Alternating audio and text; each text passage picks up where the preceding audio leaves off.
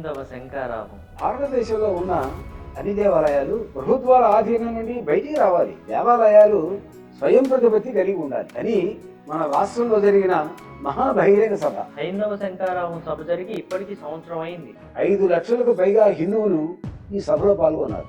పాల్గొనడమే కాదు, అందరూ దేవాలయాల స్వయం ప్రతిపత్తికి కట్టుబడి ఉన్నాం అని ప్రతిజ్ఞ కూడా చేశారు. ఇప్పుడైతే మన రాష్ట్రంలో జరిగింది.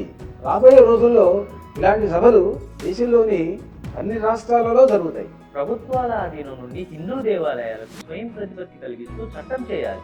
దీనికి సంబంధించిన చట్టం యొక్క నమూనా కూడా విశ్వ హిందూ పరిషత్ మన రాష్ట్ర ముఖ్యమంత్రి గారికి కూడా అందజేసింది. కానీ ఇప్పటికీ మనలో కొంతమందికి అనుమానం ఉంది. ప్రభుత్వ సహాయం లేకుండా మన దేవాలయాలను స్వతంత్రంగా మన హిందువులే నిర్వహించుకోగలరా?